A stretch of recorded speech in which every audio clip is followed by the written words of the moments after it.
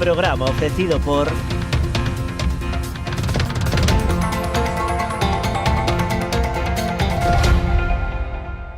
Unha historia memorable requiría dunha gran homenaxe, inspirados no carácter e no esforzo do traballo realizado por Domingo Fontán, xorde Macherato, un viño con esencia da nosa terra.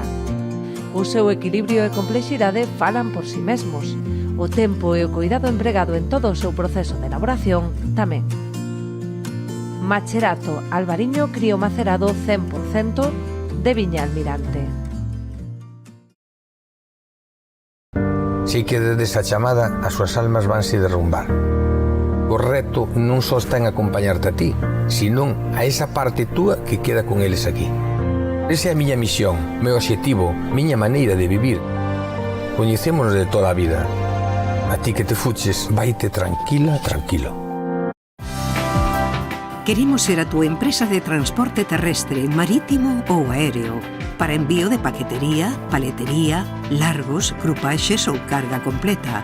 A fiabilidade e o trato directo co cliente son as nosas señas de identidade. Levamos 40 anos achegando solucións de almacenaxe, logística e transporte porta a porta, con disponibilidade 24 horas ao día, 365 días ao ano.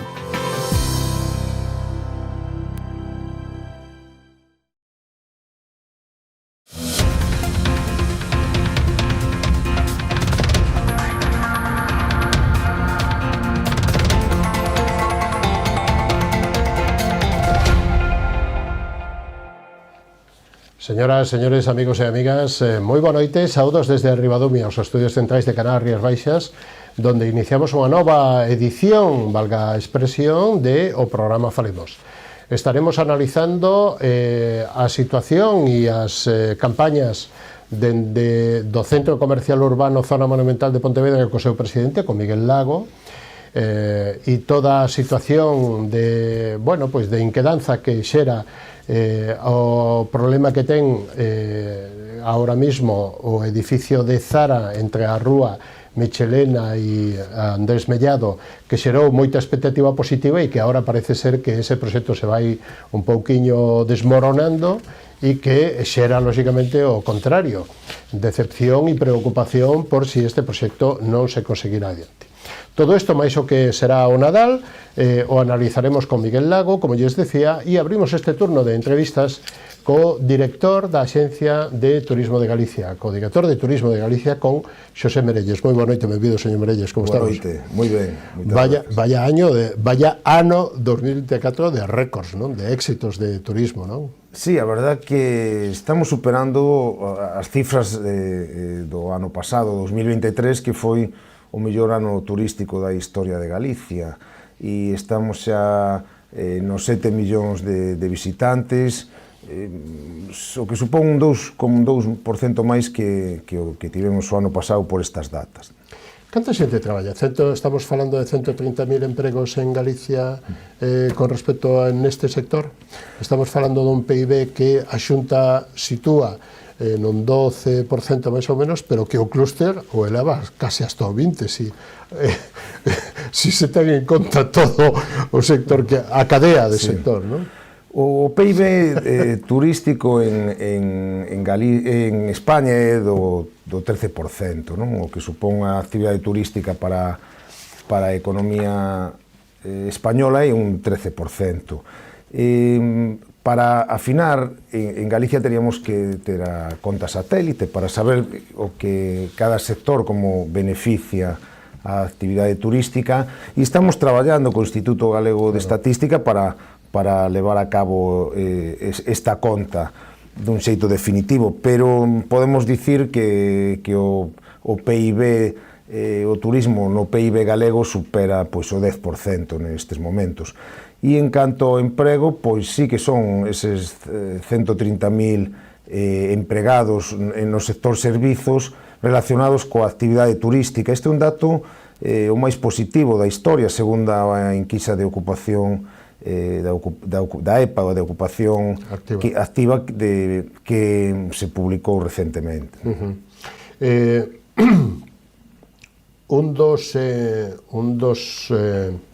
Das marcas dos proxectos está Galicia Calidade, está Turismo de Galicia, pero unha das produtos ou dos reclamos máis importantes posiblemente sea o Camiño de Santiago, non? Sí, desde logo, é o noso gran escaparate internacional, e hai que dicir que as peregrinacións a Compostela viven o seu mellor momento, probablemente tamén da historia. O camiño é cada vez máis universal e o camiño xa non necesita promoción no resto de España. É un fenómeno que está no imaginario de toda a poboación do mundial, e non é raro ver peregrinos. De feito, os peregrinos máis abundantes este último ano son os que proveñen dos Estados Unidos ou de Australia ou mesmo de Sudáfrica, que é un país que está empezando a medrar en canto a enviar peregrinos a Compostela.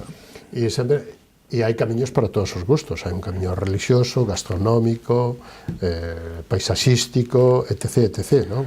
Bueno, fundamentalmente o Camiño de Santiago consiste en peregrinar a Santiago de Compostela a través dunhas das rutas que son oficiais, non?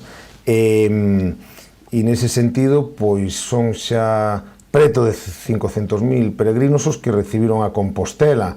Nos calculamos que hai un 25% máis de peregrinos que non se para a sellar. Efectivamente, que non vai a Santiago, a oficina do peregrino, a retirar a Compostela, pero é certo que esta cifra xa superou a todos os peregrinos que se registraron para a Compostela o ano pasado, e é un fenómeno que parece non ter fin.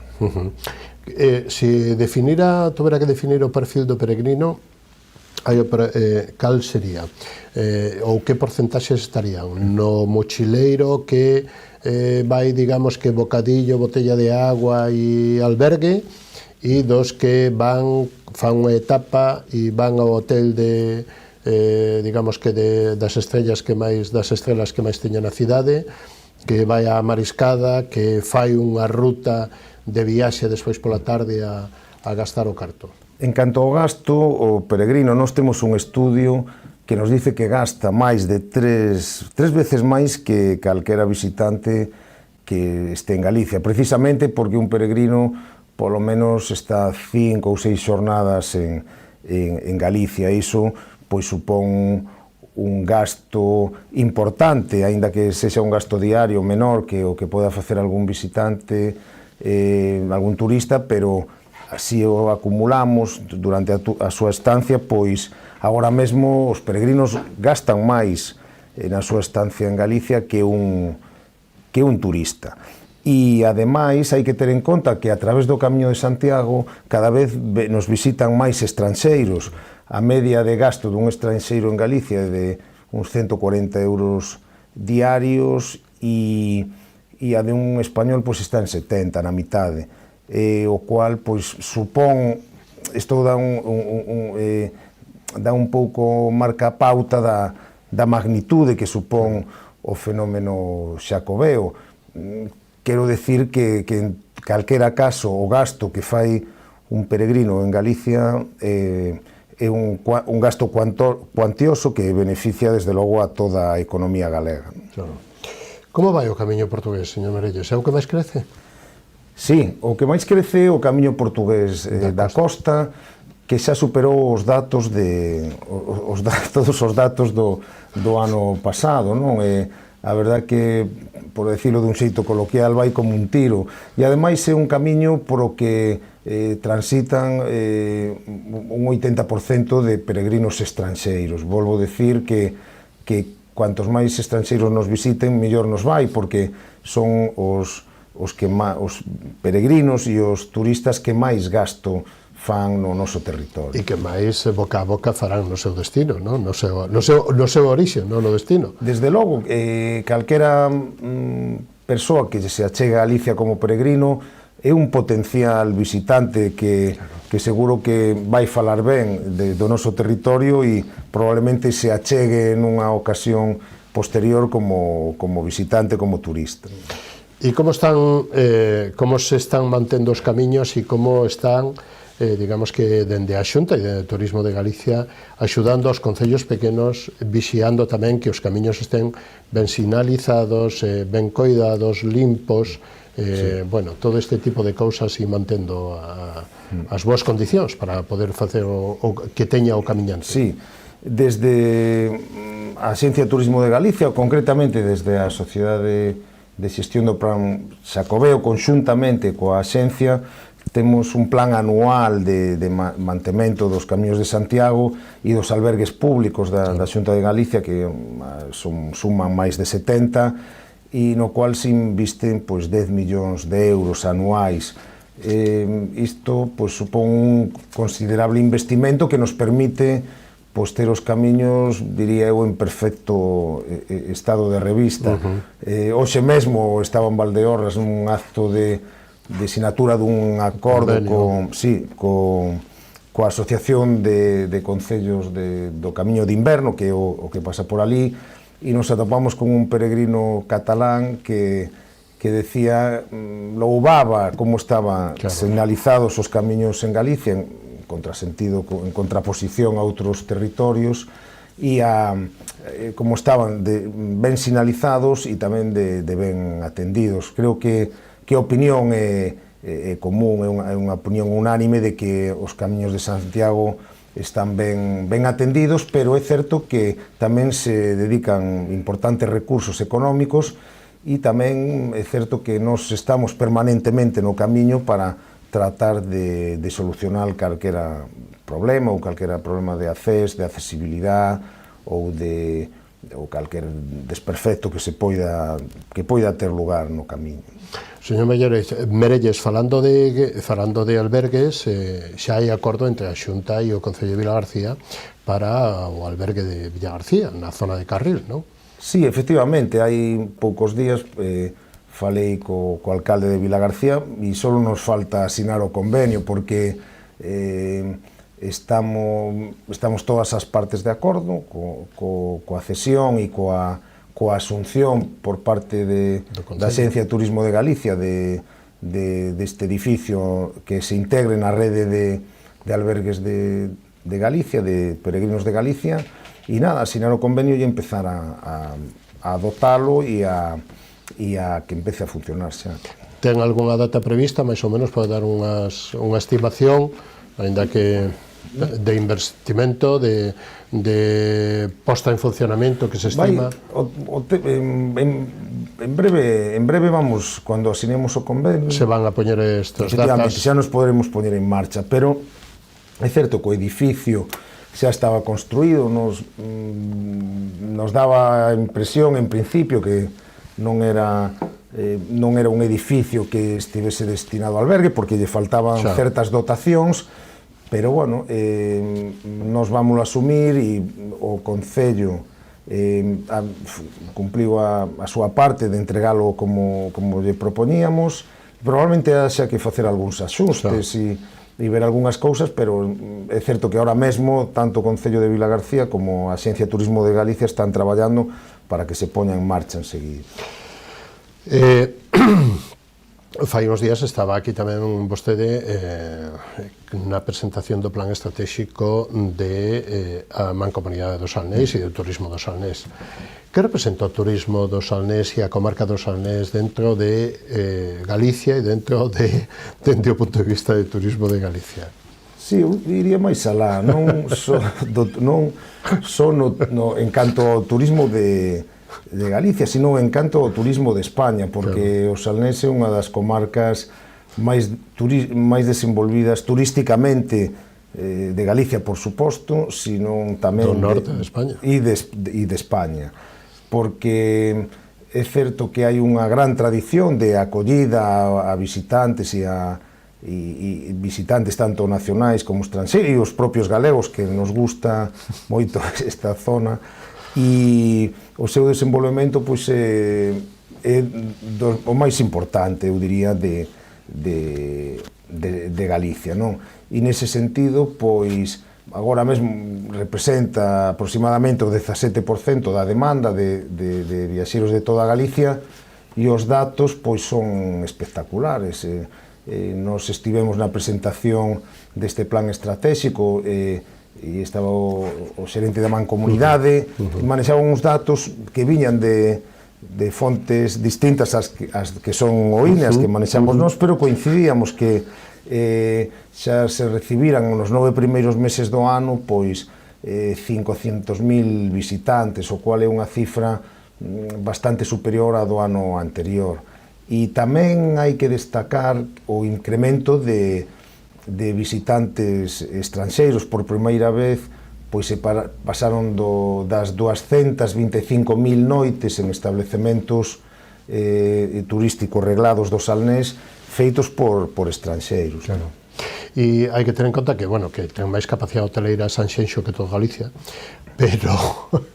pero que aparte de eso hai un dato que sí que que eu supoño que non sei se está todo se lle dá toda a importancia que ten, é que Sanxenxo con esa capacidade hoteleira non hai cadenas hoteleiras, é de pequenas familias, bueno, de pequenas familias non, de familias da zona, de familias locais que, lóxicamente, pois pequenas empresas, pequenas familiares que loitan por isto e que entre o Sanxenxo e o Grove, lóxicamente, son capital, non? É certo, o modelo do Salnés e concretamente de Sanxenxo é como moi específico e feito a si mesmo, o cual demostra tamén a capacidade que ten o turismo e que ten o turismo pois para xerar riqueza pois desde empresas pequenas hasta grandes empresas, pero precisamente, ademais de ser o territorio máis desenvolvido turísticamente de Galicia, tamén é o territorio de Galicia máis desenvolvido no eido profesional e no eido empresarial, e a verdade é que iso, pois, para nós é unha gran satisfacción. Claro. Como repercute, non sei se vale o exemplo de Sanxenxo, pero como repercute digamos que a actividade socioeconómica nos povos que teñen atractivo turístico e que son polos atraentes turísticos? Se reparte entre os negocios, os produtos da horta, do mar, a cadena, move toda a cadena o turismo? Falábamos antes da conta satélite, cando a teñamos vai nos dar exactamente como as achegas do turismo ao desenvolvemento das distintas actividades, pero un pode pensar que o turismo beneficia desde a unha gasolineira pois hasta unha farmacia. Son negocios totalmente distintos, pero é unha actividade tan transversal que está beneficiando pois a todas as capas económicas de un territorio. Nese sentido, pois Galicia, que xa superou a barreira dos 7 millóns de visitantes, e na que os establecementos hoteleiros ganan un 7% máis, casi un 8% que o ano anterior, pois danos unha magnitude do que supón esta actividade xa para a economía galega. Como valora o proxecto da España Verde coa cornisa cantábrica e que nos poida beneficiar este produto novo e este acordo intercomunitario? Sí, bueno, hai que dicir que non é un produto novo, marca España Verde, pero non é un produto novo, pero é un acordo, non? Sí, pero agora probablemente teña máis sona que antes, precisamente por eses fluxos que hai, cada vez hai máis xente que quere visitar o norte e xente do sur, se falamos do resto de España, e tamén xente do estranxeiro que quere pasar máis tempo na cornisa cantábrica e na fachada atlántica que corresponde a Galicia.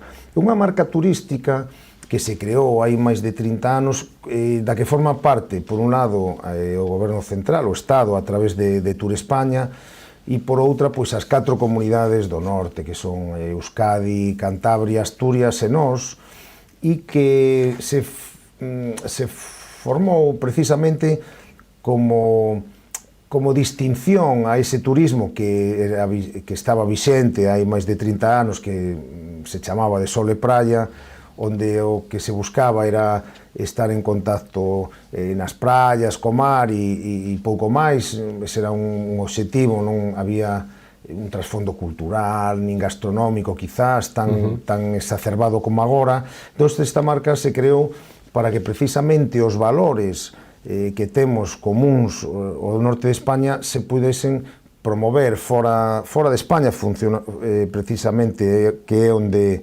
actúa a marca. Claro. Recentemente estivemos en Maya facendo unha presentación e entón a marca, a verdade que funciona moi ben, porque somos distintos, pero fomos quen de lograr xenerar produtos que interesen, produtos comuns que interesen, e aí, por exemplo, falaría do corredor, dun corredor verde que contempla as 4 comunidades, e tamén pois de esa promoción conxunta que podemos facer da gastronomía, claro, e dos viños incluso, claro, e tamén, pois, bueno, dos nosos espazos naturais. Claro, porque ademais temos moitos. Os espazos naturais non só en Galicia, non só Asturias, Picos de Europa, etc., que, bueno, están... Bueno, o sur tamén ten, pero o norte son totalmente distintos, non? E diferenciados, digamos. Efectivamente, se hai unha antítese entre o norte e o sur, pois, nos o que buscamos esa diferenciación para promovernos fora. E citaría pois un gran exemplo que sería tamén un corredor ecolóxico que é o primeiro de España e o máis largo, vai ben desde Euskadi hasta Galicia, e aquí fomos quen os 4 comunidades de poñer en común os nosos intereses e de que se adheriran máis de 300 empresas dos 4 territorios a esta promoción da naturaleza e do contacto coa natureza. Señor Merelles, nos quedan moitos temas para falar. Vai haber un Xacobeo no 27. Hai orzamentos xa para o 25 da Xunta de Galicia, pero tamén de Turismo de Galicia. Temos fitura ás portas, o Nadal. Parecelle que fagamos un descansiño para escoitar a información comercial que nos axuda a que esta televisión siga funcionando, e volvemos nun instante? Por suposto. Pois dentro dun instantiño volvemos e estamos co señor Merelles, co director de Turismo de Galicia, para poñer encima todas estas cousas que lle acabo de decir ahora mismo, así que non o perdan.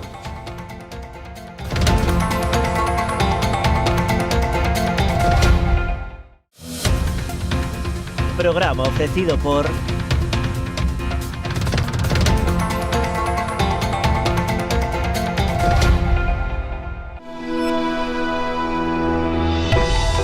No mundo dos negocios, cada entrega conta. Galiport é o teu socio fiable para o transporte. Contamos con equipo especializado que garante as entregas seguras. Nos entendemos a importancia da túa carga. Confía en nós para levar ou traer as túas mercadorías. Galiport, a túa solución en transporte de confianza. Temos paixón polos nosos clientes.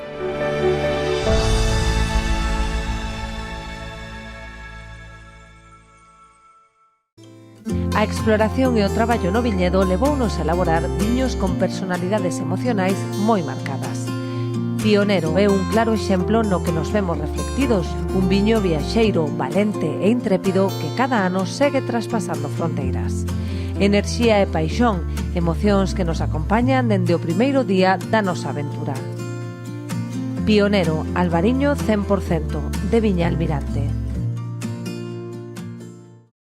Si que desde esa chamada as súas almas vanse derrumbar. O reto non só está en acompañarte a ti, senón a esa parte túa que queda con eles aquí. Esa é a miña misión, meu obxectivo, miña maneira de vivir. Coñecémonos de toda a vida.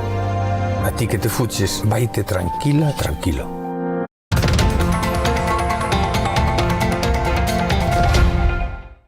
Pois de novo estamos con todos vostedes, continuamos nesta edición de Falemos e continuamos analizando un dos sectores máis importantes que temos en Galicia, que é o turismo, e os bons datos que estamos tendo nos últimos anos, o ano pasado e este, que estamos batendo récords. Decía eu antes, señor Merelles, que estamos ás portas e xa hai acordos e se está pedindo ao Goberno de España que axude, que colabore principalmente nas excepcións fiscais para a celebración do Xacobeo 2027, que está nas portas, quedan 2 aniños, aniña é algo, non? Sí, hai xa varios meses, pois, a través do Concejo Jacobeo, do que forman as comunidades polas que pasa o Camiño de Santiago, pois logramos que, a proposta de Galicia, logramos que o goberno pois nombre acontecemento especial o Xacobeo 2027 e se podan as empresas acoller as excepcións fiscais no caso de que sexan patrocinadoras deste acontecemento. Isto comeza o 1 de xaneiro estes beneficios comezan o 1 de xaneiro de 2025 xa e rematan pois a final en 31 de decembro do 2027. O que ocorre é que son os orzamentos do Estado nos que ten que ir esta medida e polo que vemos os orzamentos están no aire. Non sabemos en que grau de compromiso adquire o Goberno Central con este asunto. Desde logo a Xunta de Galicia, se tomase unha decisión deste tipo, ou se tomase nun órgano como o Concejo Jacobeo, se estuvese no seno da Xunta de Galicia, pois seguro que o compromiso sería definitivo. Entón, estamos esperando un pouco a ver como se sustancia este acordo que adoptou o Concejo Jacobeo. E xa planificando eventos, porque volve a ser outro acontecemento, máis que nacional, casi mundial, que sea Ano Xacobeo, o 27, sí, non? Sempre ten un halo especial, non? Desde logo, despois de sufrir un Xacobeo 21-22 marcado ese primeiro ano pola pandemia, aínda que o 22 foi un ano boísimo, aí se conseguiron xa resultados superiores ao ano 2019, que foi o ano anterior á pandemia. É certo que nos axudou a arrancar definitivamente pois ese parón que tivo lugar coa pandemia. E seguro que o ano 2027 vai ser a consolidación de Galicia como un dos principais destinos turísticos de España. E falando de orzamentos, como están os orzamentos para o ano que ven dentro de Turismo de Galicia? Ben, a verdade é que o ano que ven vamos dispoñer de 146 millóns de euros e isto supón pois 9 millóns de euros máis para que os deste ano. Que os deste ano. E precisamente onde máis medramos é no capítulo 6, que é o capítulo de investimentos, e, xa coa ilusión de estrenar orzamentos e seguir traballando como ata agora. Que capítulos leva? Promoción, feiras exteriores... Por donde, así un pouquiño, que fáganos unha pequena foto, unha pequena sinopsis. Sí, hai que ter en conta que os entes que temos asociados á Axencia de Turismo de Galicia, que son a Sociedade de Xestión do Plan Xacobeo, que seguirá desenvolvendo o plan estratégico do Camiño de Santiago, que é 2024-2027, precisamente ata o ano Xacobeo, ata o vindeiro ano Xacobeo. Incorporouse recentemente Galicia Calidade, que é a marca de referencia, unha das marcas de referencia e unha xoia coas que conta Galicia para a promoción, non tanto xa dos produtos que están adheridos á marca, que sí, pero tamén como un valor engadido de proxección do territorio hacia o exterior. Con estes orzamentos asumimos esta marca e vamos potenciar todos os valores que emanan de Galicia Calidade. E tamén temos que o Centro Superior de Hostelería de Galicia, que é unha institución que cumple este ano 30 anos formando a directivos de empresas hoteleiras. Hai que ter en conta que xa foron máis de 4.000 os alumnos que están traballando en empresas de hostaleiras e turísticas de todo o mundo, e que este ano foi quen de máis que duplicar a matrícula de alumnos, non?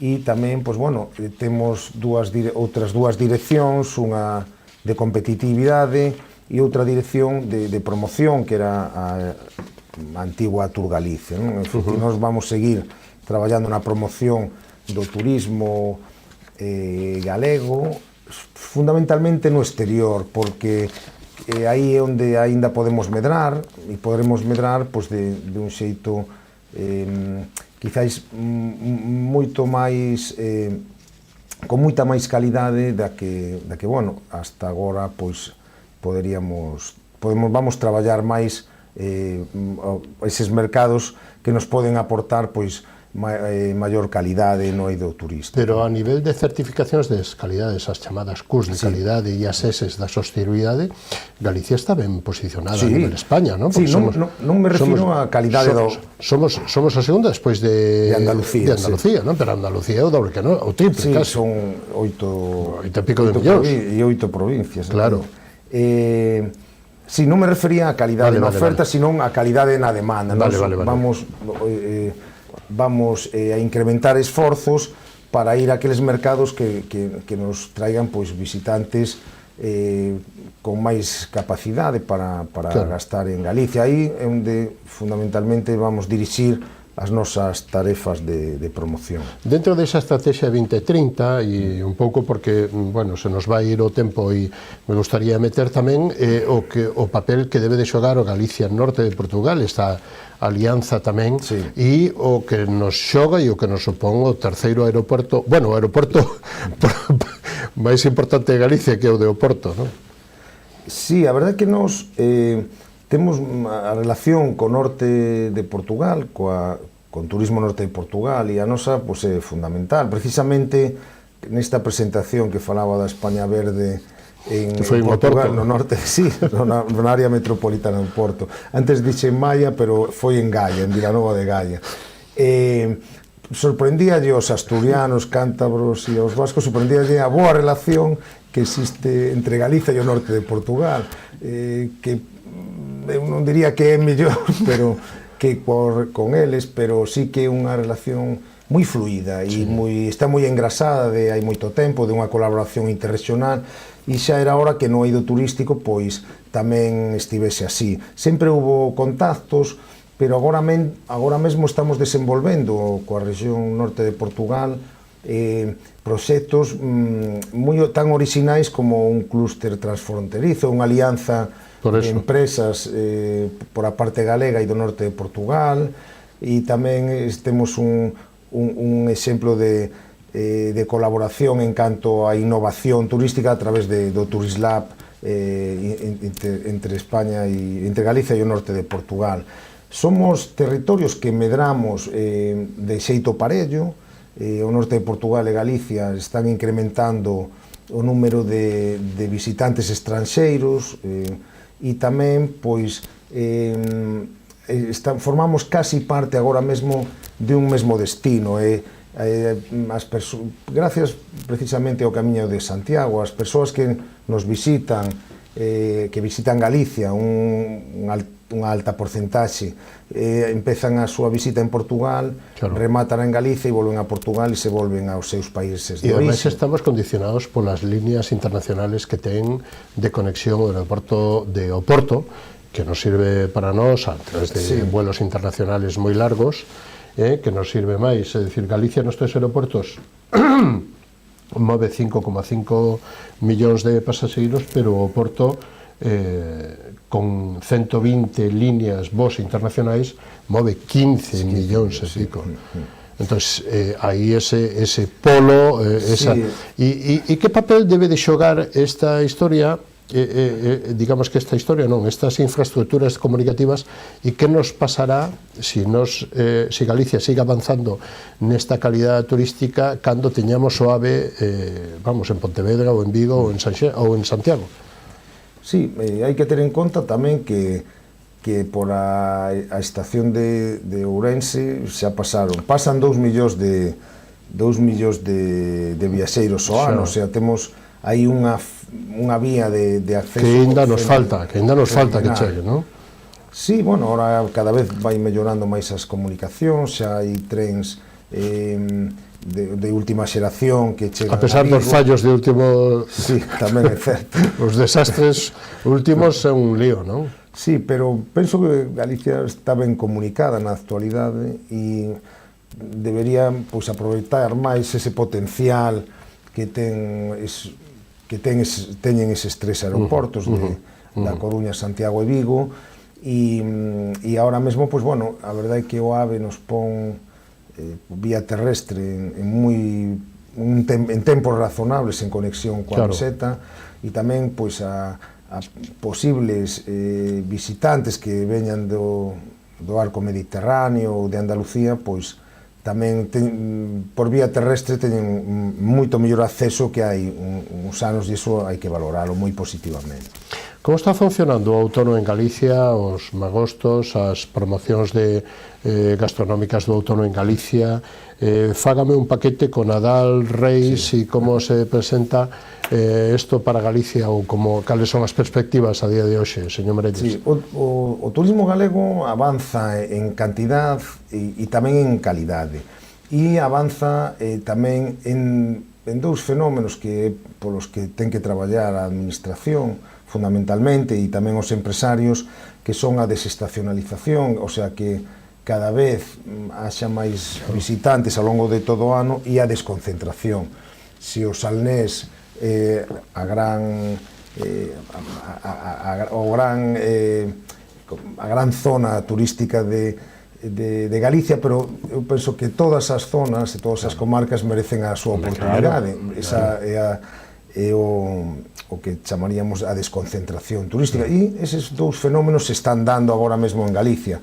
Cada vez a oferta, a demanda, se desestacionaliza máis, veñen máis xente ao longo de todo o ano e cada vez hai unha maior desconcentración e os maiores incrementos turísticos producíronse na cidade de Lugo e tamén houve un incremento na cidade de Ourense, en Ferrol, que tampouco era unha cidade especialmente turística, pero que cada vez atrae máis visitantes, e no interior de Ourense, non?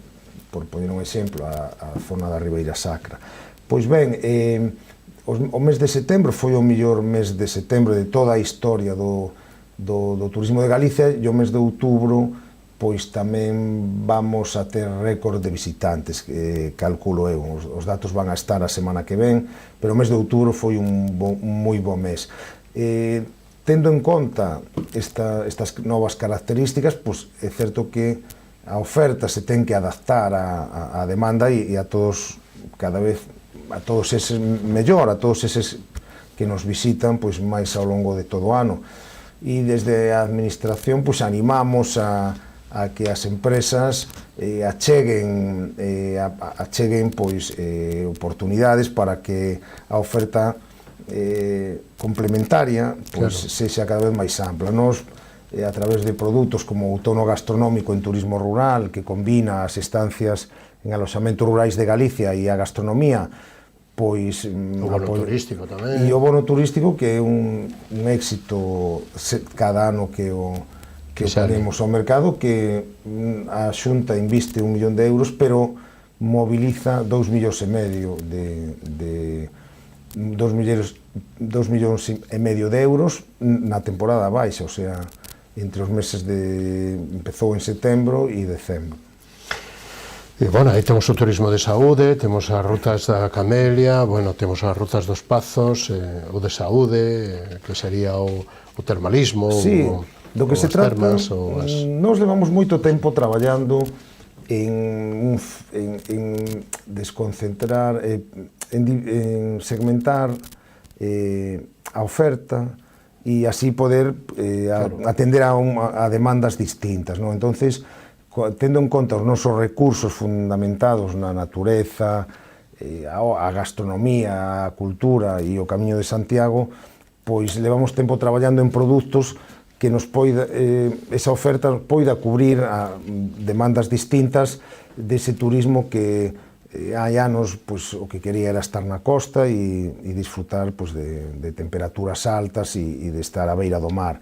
Entón, ese traballo nos leva a recoller agora estes froitos, non? Pero é un traballo que se iniciou hai eu diría que hai 30 anos, máis ou menos, e fomos quen de poñer no mapa e de facer un destino posicionado, moi original e con unhas características propias que agora mesmo pois está sendo de éxito. De que xeito vostede valora o Nadal de Vigo dos últimos anos de posicionamento non só dentro de España, sino fora de España, ou que faga campaña a Nova York con posicionamento a mellor Nadal do mundo en Vigo? Porque xente que ven a Vigo acaba aloxándose en Pontevedra ou en Sanxenxo ou na comarca. Sí, a verdade, non cabe dúbida que foi unha iniciativa de éxito e que o éxito é importante sobre todo porque se produce na época de menor demanda, non? Que pois nestes meses que coinciden co final do ano. E entonces, desde aquí, pois nada, valorar moi positivamente esta iniciativa e bueno, todo o que sirva para atraer visitantes nas mellores condicións posibles e que gasten durante a súa estancia en Vigo, na contorna de Vigo e en Galicia, pois benvidos. E acaba o Nadal e empezamos Fitur. Efectivamente, sí. Pero non hai solución. Aquí isto é un non-stop permanente. Pero Fitur é a Champions, non? Sí, a ver, Fitur, Galicia aproveitou tamén históricamente esta feira como cando non existía o mundo da digitalización, nin as redes sociais, nin as webs anteriormente, pois había que apostar moito por as feiras, que era un pouco o contacto persoal cos operadores e efectivamente coas empresas e con outras entidades de promoción. Entón, bueno, Galicia sí que aí tamén fixo unha aposta por levar o mellor deseo e vestir esa toda esa oferta. Está premiado do ano pasado, foi o ano pasado da auga, non? Efectivamente, e o están máis premiado na historia institucionalmente. Efectivamente. Entonces, pues bueno, esa trayectoria pues nos leva a contar con Fitur como un elemento, o primeiro elemento de promoción, diría no ámbito español, é unha feira internacional na que tamén nos visitan operadores e axentes estranxeiros, pero sí que ese pistoletazo de salida da promoción do turismo non só do galego, sino de toda España para o mundo, non? Hai que estar aí. A Xunta vai estar, xa se está traballando, xa está todo, digamos que máis ou menos preparado, non sei se pode adiantar algo. Sí, bueno, non sei se é unha primicia, non, pero o noso stand pois vai, sempre ten que ver con esa diferenciación, pois o ano pasado estaba moi ben vencellado co mundo da auga e de como a auga en Galicia pois nos permite relaxarnos, nos permite estar en contacto coa natureza ou gozar de outras experiencias moi interesantes e moi desexables, e este ano, pois bueno, é certo que nos diferenciamos bastante por a nosa natureza, por como o clima aquí pois labrou unha paisaxe, labra pois algo, unhas contornas distintas ao do resto de España, e por aí van a ir os tiros. Bueno, e temos que nos pode dicir da taxa turística acordada? Hai acordo co Concello de Santiago e parece ser que xa hai outros concellos que se queren sumar a este carro ou poñerse, digamos que a favor, como podría ser o Grove, a illa de Arousa, Fisterra, Cedeira ou Cabanas, que estarían a favor. Hai que ter cuidado, hai que tomar estas cousas en serio. Está Galicia como para decir que estamos masificados en determinados momentos cando estamos investindo tanta campaña, tanta promoción, tanto, e nos dá tanto, e nos aporta tantos beneficios o turismo? Mira, nos temos observador, nos observamos e valoramos os datos cos que xogamos agora antes de facer políticas turísticas, non? Temos certa monitorización de algunhas dinámicas do turismo galego, por exemplo, o Camiño de Santiago témolo bastante monitorizado, e en nada vamos a adxudicar o Observatorio de Sostibilidade. Será neste mes? Sí, antes de que remate o mes. Estamos ahora no período de, por se houvese algún recurso, un período administrativo, pero xa está. E non observamos en ningún momento masificación no que tendo en conta o que representa a masificación. Claro, non é un día de festa. De un turismo, efectivamente, nin é unha semana. O día do Apóstolo de Santiago. Efectivamente, ou ao mellor Santiago concretamente, que pode ser a contorna onde máis se concentre a actividade tanto dos peregrinos como dos visitantes en determinadas datas, pero non observamos unha masificación que non se poida controlar regulando os fluxos, non? Como xa fixo a Xunta de Galicia no Parque Nacional das Illas Atlánticas de Galicia, como fixo na Praia das Catedrais, Corredo, efectivamente, outro parque natural. E entón, bueno, non vemos unha situación especialmente grave neste sentido. E tamén creemos que a taxa turística non resolve ningunha das externalidades negativas, chamémoslle así, que pudese xenerar o turismo, e a proba temos na comunidade en Cataluña ou nas Illas Baleares. Pero xa non é só o euro, os 2 euros, os 3 euros, os 5 euros que haxa que pagar na factura do hotel ou na factura de non sei que, senón que máis que nada ás veces parece que é un síntoma negativo, non? Efectivamente. Entonces, nós non creemos que vaya a arreglar nada deste tipo, e tampouco creemos que no momento de desenvolvemento turístico que ten Galicia, creemos que sexa necesario aplicar unha taxa turística en todo o territorio. Ademais, aplicar impostos pois transmite unha sensación de, efectivamente, de masificación ou de malestar negativa. E nós creemos que neste momento non hai que estar nestes temas, porque precisamente agora mesmo o turismo galego estáse consolidando como un turismo de calidade, porque, como dicía antes, os hotéis ganan un 7% máis que o ano anterior, cada vez venen máis visitantes estranxeiros, entón nos estamos situando como un destino moi importante no panorama español. Entón, todo este tipo de impostos pois poden xenerar, non sei se alarma, pero si un sinal de que aquí estamos masificados. Por resumir, queda clara a súa, digamos que a súa reflexión.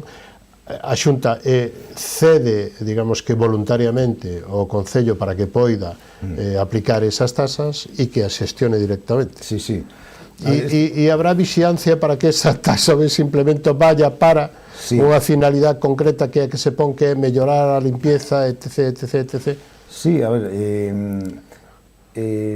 a taxa turística en Galicia vai ser un imposto autonómico, bonificado ao 100%, o sea, cero, a Xunta non vai cobrar, e transmitido aos concellos que poden facer unha recarga sobre un número de unha cantidade de euros e durante unha estancia que está delimitada, que son 5 días, máis de 5 días non se vai cobrar, xa non se cobra este imposto, e o Concello, a través dunha ordenanza, a que ten que xestionar todo o relativo a este, todo o relativo a este imposto, o vai ter que xestionar o Concello, perdón. E a lei prevé que se constitúa unha comisión na que están representados os hostaleiros e o sector turístico da cidade ou do Concello que queira, para poder darlle os empresarios e a cidadanía, para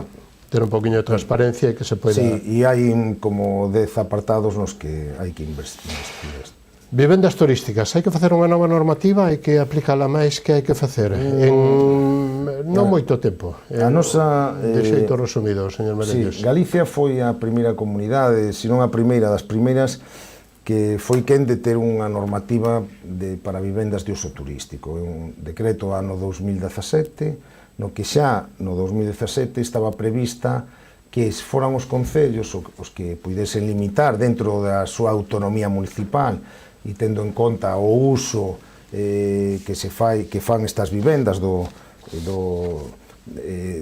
terreo, o urbanismo do concello, e tamén que as comunidades de veciños poidesen poñerlle límite a esta actividade. Sí, vale, pasaron 7 anos e agora son os concellos que se dan conta que teñen competencias e algúns están tomando decisións no marco do seu plan xeral de ordenación urbana e xa lle están poñendo límites a algún tipo de vivendas, non? En algunha parte das cidades. Nós, cando nos comunican que unha vivenda non é ilegal nesa parte do territorio, pois, bueno, as damos de baixa.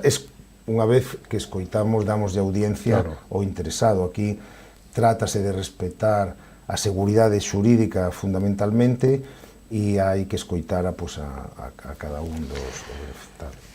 Como están as axudas ao sector para a enerxía, a renovación enerxética, melloras, concellos pequenos, e de xeito breve? Sí, mira, nunca estuveron mellor, porque para a mellora enerxética temos unha liña de axudas que provinte dos fondos Next Generation de máis de 10 millóns de euros, que nunca na historia hubo tanto apoio á iniciativa privada para renovar estructuras e mellorar a eficiencia enerxética. E para o ano que ven vamos seguir co apoio aos concellos de menos de 10.000 habitantes para que poidan ampliar a súa oferta turística. Vamos manter esa liña que temos, que o ano pasado foron beneficiados máis preto de 70 concellos, eran proxectos de hasta 30.000 euros para xenerar oferta. E despois temos outra liña de axudas a través dos xeodestinos que nos permite que esa agrupación de concellos teña unha liña de crédito, por decirlo así, para máis destinada a promoción que a xerar oferta, non? E a verdade é que estáse aproveitando moi ben. Pois, señor Merelles, poderíamos seguir falando, porque isto dá para moito, pero que aquí acabouse o noso tempo. Con que lle gustaría rematar a vostede? Pois gustaríame rematar apelando a responsabilidade dos cidadáns galegos e que a reflexión do que está a supoñer a actividade turística de beneficio para a economía e para o benestar da cidadanía. Que non nos quedemos só coas mensaxes curtoplacistas e reflexionemos como está beneficiando esta actividade a toda Galicia e que temos que ter en conta que vía impostos se xenera moita riqueza que pagan quenes nos visitan ou nos mesmos facendo turismo en Galicia e vía gasto tamén se xeneran moitos ingresos que concretamente na comarca do Salnés se sabe ben, non? Cantas variantes nos quedan por variantes de turismo, desde o enoturismo, as adegas, desde o náutico, desde que nos tocará para outro día. Nos tocará para outro día. Eu estou disposto a vir cando... Bueno, pois entón facemos unha visita cada semana. Bueno, moi ben. Foi un placer contar con vostede nesta edición de Falemos, señor Merelles. Moitos éxitos que serán vos para Galicia. De acordo. Eso esperemos. Moitas gracias. Bueno, moitísimas gracias. Nos vamos a publicidade e damandos copatrocinadores volvemos e recibimos a Miguel Lago, presidente do Centro Comercial Urbano Zona Monumental de Pontevedra, para falarnos lóxicamente de toda a actividade comercial que se celebra na capital das Rías Baixas. Non o perdan, será dentro de un instantiño. Hasta ahora mismo.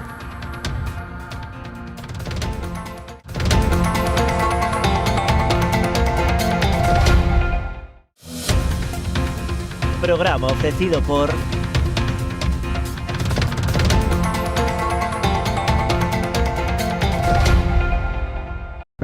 Si que desde esa chamada as súas almas vanse derrumbar.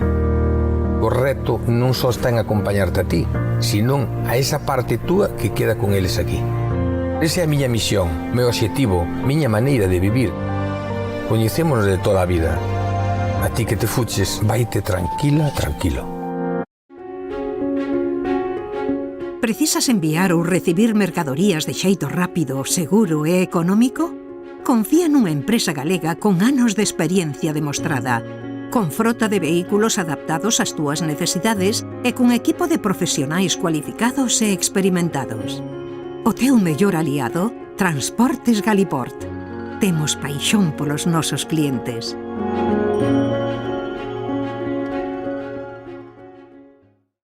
Unha historia memorable requiría dunha gran homenaxe. Inspirados no carácter e no esforzo do traballo realizado por Domingo Fontán, xorde Macherato, un viño con esencia da nosa terra. O seu equilibrio e complexidade falan por si mesmos. O tempo e o cuidado empregado en todo o seu proceso de elaboración tamén. Macherato, albariño crío macerado 100% de Viña Almirante.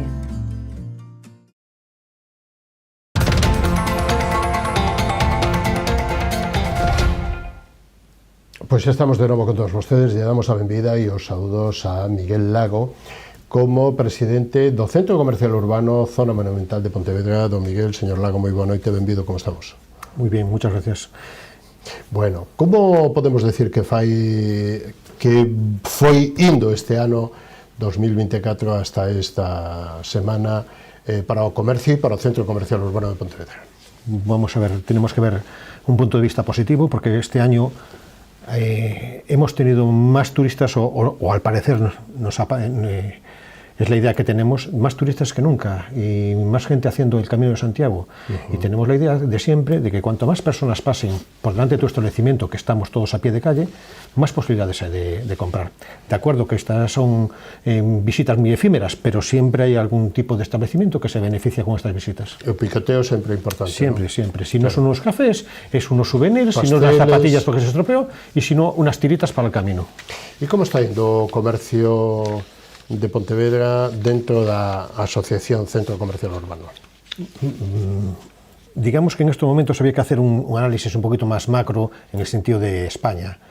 El problema que tenemos en estos momentos es que ha habido 23.000 comercios que han desaparecido en España en el 2022, sobre 14.000 en el 23, y siguen desapareciendo comercios. Entonces, muchas veces vamos a Pontevedra y encontraremos bajos vacíos. ¿Por qué? Porque ya no son rentables. Y no son rentables porque están cambiando los hábitos de compra y las formas de comprar. Eso es el problema. E tamén se está dificultando a labor aos pequenos empresarios, non? Aos pequenos emprendedores. Non só porque non haxa renovación ou remuda, sino porque cada vez o pequeno, e estamos falando do 90 bastantes % do tecido industrial de España, que é pequena e mediana empresa. Pero cada vez ten máis dificultades, ten máis papeleo, máis problemas para contratar, máis impostos, máis costes enerxéticos dos básicos, por decirlo de un xeito, non? Sí, bueno, es que la burocracia está ahogando a la microempresa.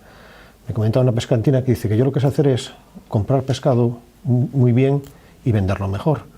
Pero si me haces que la burocracia, la cantidad de, digamos, permisos, tratamiento de datos, temas como si tiene empleados, que si cursos para acoso, cursos para...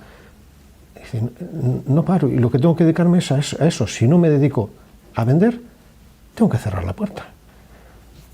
Ese es el problema mayor que hay. Es decir, dedicarse a lo que uno sabe hacer bien. Tenemos que hacer eso y intentar que la burocracia no te mate. Sí, porque non só está a contratar a unha asesoría ou unha axencia tal, porque esos son costes tamén. Claro. Estamos hablando de lo mismo, exactamente. Es decir, la asesoría te puede ayudar, colaborar, pero claro, no puede trabajar en exclusiva para ti, porque tienes que convivir con más clientes, tiene que convivir la asesoría. Y por ahí, vamos a ver, yo creo que por ahí no lo podemos hacer, porque cada vez las ventas van minorándose, la competencia es cada vez más dura.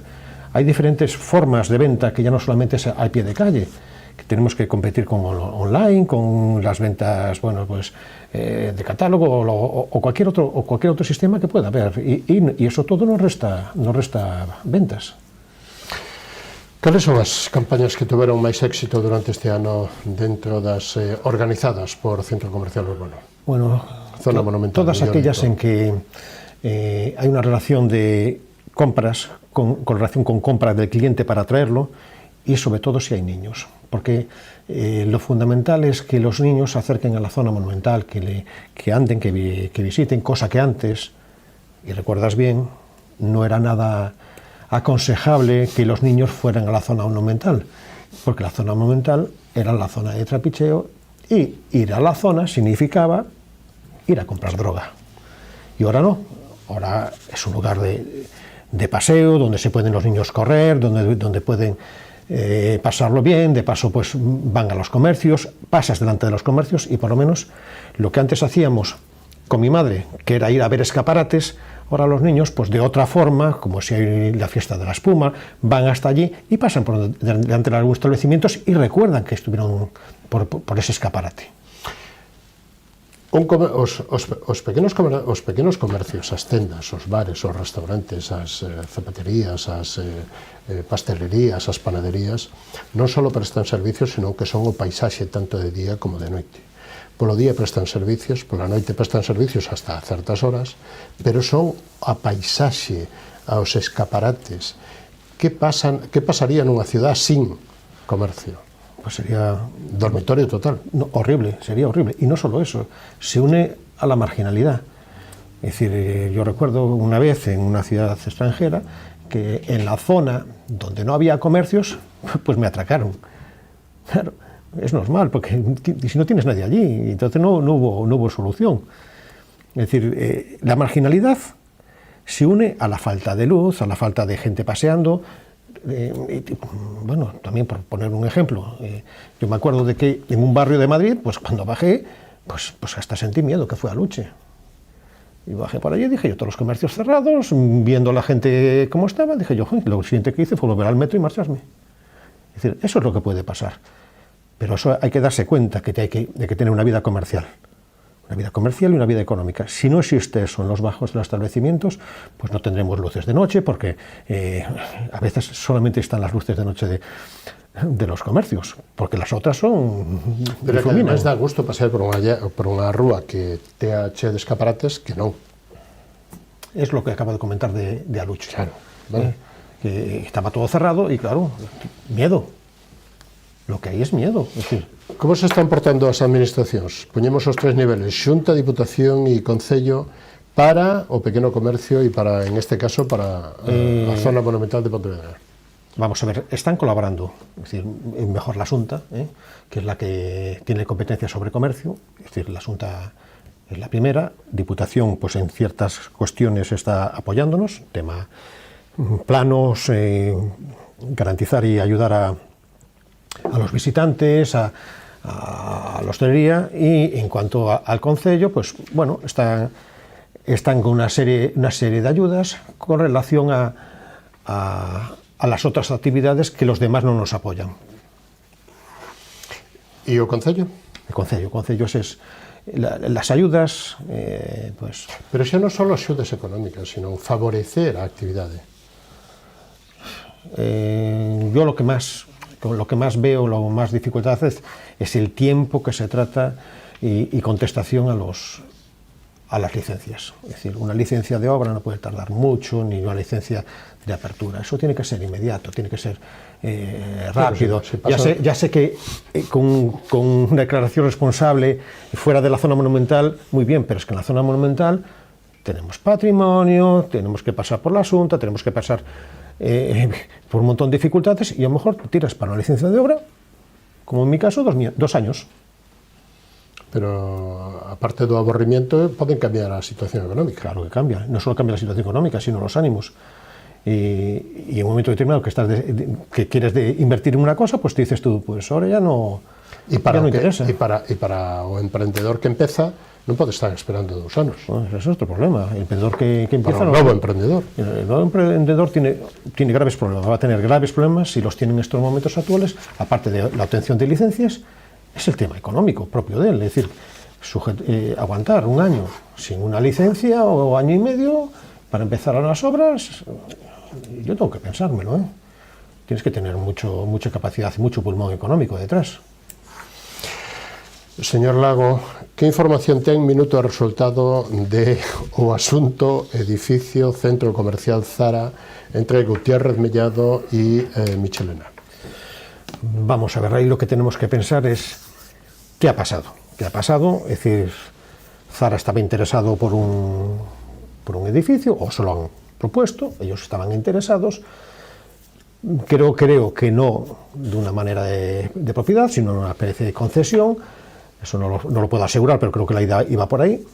Y entonces surgió unos problemillas entre los propietarios de lo que son de Galerías Oliva, de los comercios Galerías Oliva, que tenían un paso, que tenían un derecho de servidumbre por ahí, y los propietarios del edificio que iba a coger Zara. Entonces ahí surgieron un conflicto de intereses entre esos propietarios y acabaron en los juzgados. Y están en estos momentos juzgados, con lo cual ni unos ni otros no se dan cuenta de que los grandes perjudicados van a ser ambos. Y no solo eso, va a ser Pontevedra. Porque Pontevedra, Zara es un foco de atracción. En estos momentos en Lugo se acaba de marchar de la zona monumental Zara para un centro comercial externo. ¿Qué ha pasado? Pues ha perdido fuerza. Hace unos años, en Palencia, se marchó Zara del centro. Hubo manifestaciones de los habitantes de Palencia para que no se fuera. Sin ir más lejos, tenemos el de Santiago, que es área central, que se fue Inditex, cayó en picado. Es decir, lo que estás viendo, que no pase en Pontevedra. Es decir, hay que favorecer instituciones y mediar para este conflicto, para que se resuelva, porque si no se está perdiendo oportunidades. Non é só un problema que afecte os veciños e os comerciantes de as Galerías Oliva, é un problema de cidade. Claro. Es un problema de atracción. Es decir, lo que acabamos de comentar de Lugo. Lugo tiene un problema.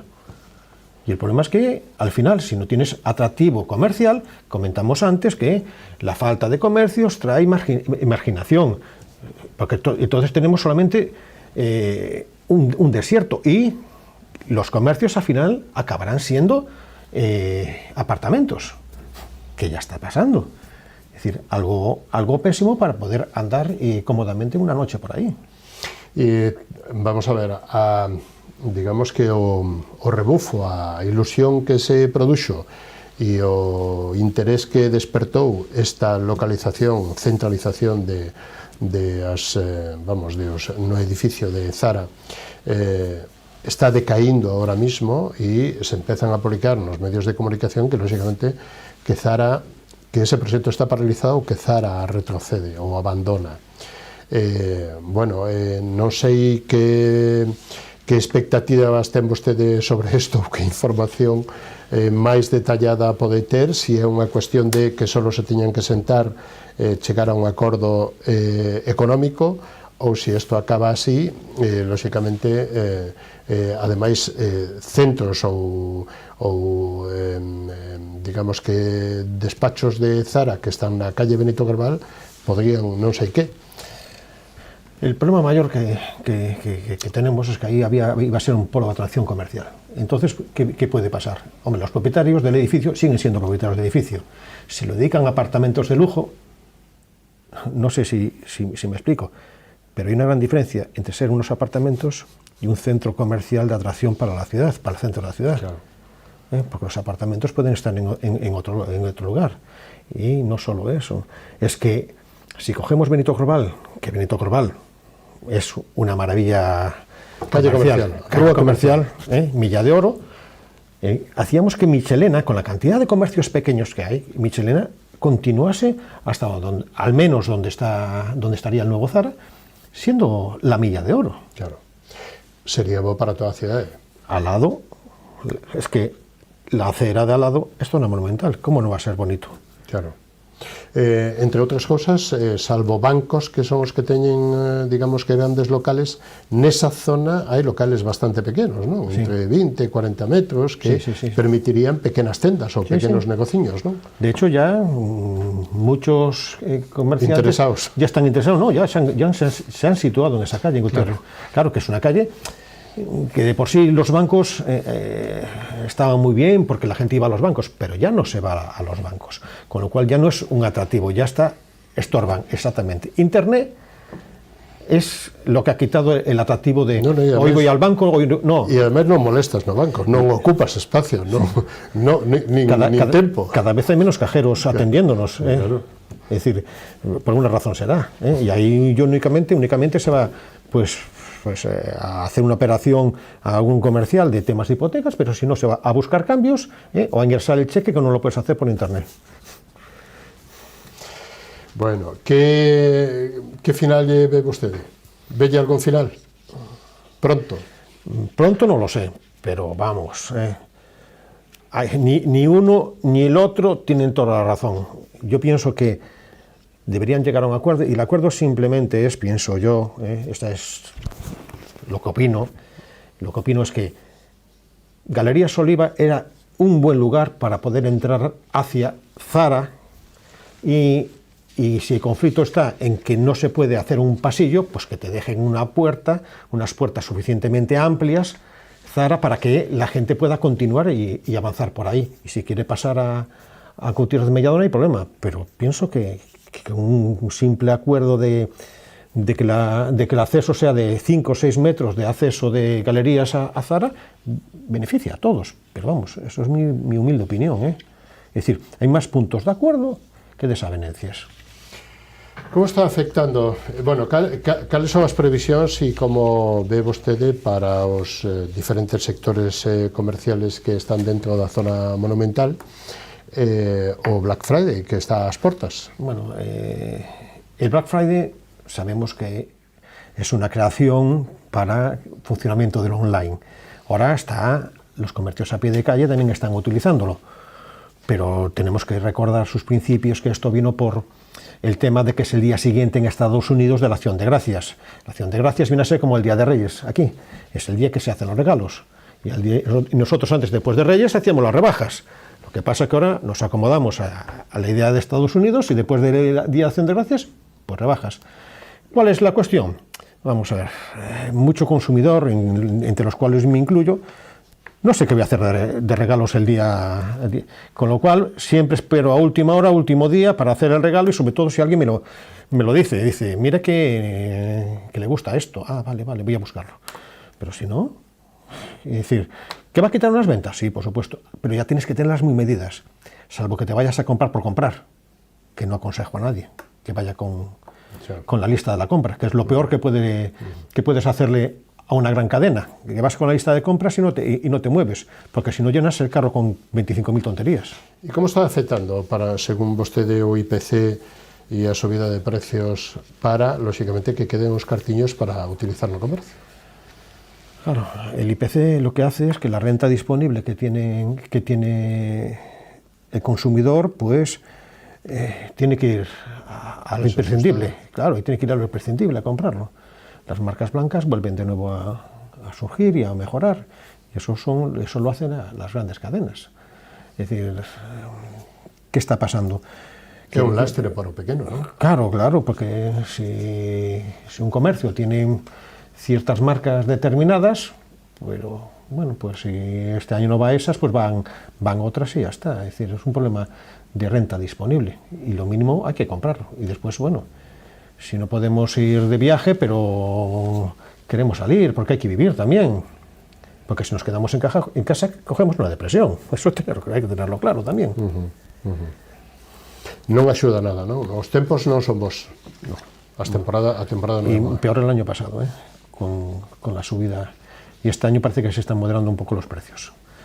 Pero eso ayuda al pequeño comercio, para que no se disparen los precios, porque, lo dicho, si tengo 100 euros y tengo que gastar un mínimo de 60 o 70 euros en alimentación, y yo ahora, por desgracia, tengo que gastar 85, me queda menos. Como se está preparando a Navidad en Pontevedra? Para, dende o punto de vista de comercio da zona monumental, e cal é a campaña que vai a desplegar zona monumental? Bueno, hombre, la Navidad ya empezó. Bueno, en Vigo sí, en Venezuela xa fai un tempo, pero en Vigo empezou o outro día. Es una cuestión de iluminación. El tema Pontevedra, pues bueno, creo que el día 5, o el día 6, se enciende, hay encendido de luces y se va a hacer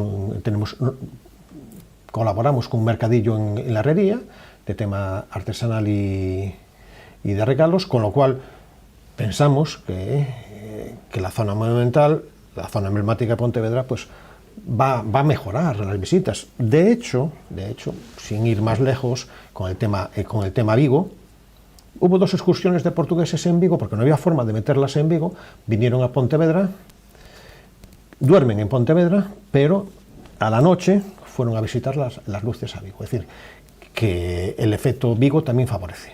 Sí, incluso a otros hoteles, principalmente de Sanxenxo y de toda a Cornisa, de todo o litoral. Vigo atrae moita máis xente da que pode acoller para pernotar. Bueno, bienvenido sea. Claro, pero, bueno, que o resto dos concellos tamén que deberan de aproveitar ese rebufo, non? Sí. E, bueno, facer actividades, facer, é dicir, poñer cebos ou poñer escaparate atractivo. Claro, hay que poner una ciudad bonita, atractiva, comercial. Eso es lo que siempre se intentó o se intenta. Lo hemos hablado ahora con Zara, es decir, no podemos dejar escapar ciertos atractivos, es decir, hay que intentar por todos los medios que eso no se vaya, que decir que haya una iluminación, que facilidades para el turista, porque no tenemos los problemas de Madrid ni de Barcelona de la gentrificación. Esto no es este problema. Incluso si voy a meterme en un charco, que es Booking y en estos momentos el tipo de personas que van a los apartamentos turísticos en Pontevedra son familias. Aquí no hay todavía, y dejémoslo así, ni despedidos de solteras, solteros y de borracheras y de tirarse del balcón. Eso es Magaluf, Salou, eso está en otros lados. Aquí bienvenido sea el turismo de familia y que siga. Y el camino. Y el camino, hombre, por supuesto. Es fundamental. Alguna ciudad que tenemos al lado como Marín que no tiene el camino de Santiago, hombre, nota la diferencia. Vamos, no es que nota la diferencia de que todo el mundo va por Pontevedra. Y ahí está tanto o albergue como bueno, pues a Iglesia Peregrina, que é un dos polos atractivos, e lóxicamente pues pasan por aí moitos miles de personas cada ano. E o camiño fan ricos con mariscadas e o fan xente que bocadillo e albergue. Sí. Pero compra bocadillo. Claro, no trae de casa. Claro, vienen ya de otros días, y la mochila dio lo que dio. Es decir, ahora lo que tienen que hacer es pues cenar, comer, pasear, visitar Pontevedra, exactamente. Ver Pontevedra, comentar, falar ben de Pontevedra e logo volver de vacacións ou de viaxe. Sí que lo hacen. Por eso. Porque no es por nada, pero justo las zonas que has comentado de centro histórico están muy bonitas. Es decir, la zona La Peregrina, la zona Herrería, es que da gusto ir a Pontevedra por las tardes a visitarlo, o por las mañanas, pero bueno, vamos a ver, no es que, claro, yo tengo que presumir dónde estoy, pero me gusta. Yo he vivido ya en otras ciudades y me he quedado en Pontevedra. Por algo será. Como vai o negocio das aves, señor Lago? El negocio de las aves va en estos momentos en vuelo. Digamos que va bien, es decir, es un negocio en estos momentos, pero tenemos el problema de siempre, que los empresarios no nos damos cuenta que es cíclico y cometemos el error siempre. Vemos que el precio del pollo sube y lo que hacemos es metemos más granjas, saturamos el mercado en picado, y entonces cuando en picado dejamos de meter granjas, y cuando vuelva a subir volvemos a meter granjas. Es decir, es cíclico, es el tema cíclico pero en temas muy cortos, porque estamos hablando de que un pollo en la raza determinada pues son 47 días, 50 días. Pero si vamos a ver el tema que ha pasado anteriormente, vemos que es cíclico todo. Y un ejemplo lo tenemos cuando fue la crisis inmobiliaria. Nos dedicamos a comprar todos, subió el precio de los pisos, en un momento determinado, cuando empezaron a bajar, empezaron a deshacerse, entraron en quiebra un montón de empresas y ahora estamos de nuevo subiendo y comprando pisos. Es decir, lo que pasa es que esto fue en periodos de 50 días y esto está en periodo de años, pero estamos viviendo otra vez de nuevo el asunto. Comentaba antes que xa están en 160 traballadores. Por aí andamos. 160. Eso é unha gran empresa. No, es una pequeña empresa. Es una pyme. Dende o punto de vista cuantitativo, sí, pero o gallá sigan subindo. Gracias. Señor Lago, foi un placer contar con vostede nesta edición de Falemos. No, tengo que agradecer a vosotros y a los telespectadores que están ustedes en un gran canal. Lle desexamos boas festas, que se arranxen os problemas. Problemas siempre va a haber, y si no los magnificamos. Que se arranxen os problemas. Moitísimas gracias por estar hoxe connosco e hasta unha vindeira ocasión. Moi boa noite. Vale. Isto foi todo o que nos deu de si esta edición de Falemos co director xeral de Turismo, Xosé Merelles, e con presidente de Centro Comercial Urbano, Zona Monumental de Pontevedra, Miguel Lago. Hasta a semana que ven.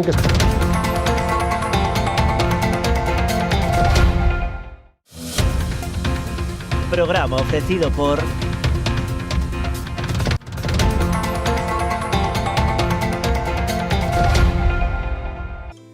A exploración e o traballo no viñedo levounos a elaborar viños con personalidades emocionais moi marcadas. Pionero é un claro exemplo no que nos vemos reflectidos, un viño viaxeiro, valente e intrépido que cada ano segue traspasando fronteiras. Enerxía e paixón, emocións que nos acompañan dende o primeiro día da nosa aventura. Pionero, Albariño 100%, de Viña Almirante. Si que desde esa chamada as súas almas vanse derrumbar. O reto non só está en acompañarte a ti, senón a esa parte túa que queda con eles aquí. Esa é a miña misión, meu obxectivo, miña maneira de vivir. Coñecémonos de toda a vida.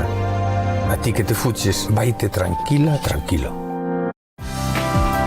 Queremos ser a túa empresa de transporte terrestre, marítimo ou aéreo, para envío de paquetería, paletería, largos, crupaxes ou carga completa. A fiabilidade e o trato directo co cliente son as nosas señas de identidade. Levamos 40 anos achegando solucións de almacenaxe, logística e transporte porta a porta, con disponibilidade 24 horas ao día, 365 días ao ano.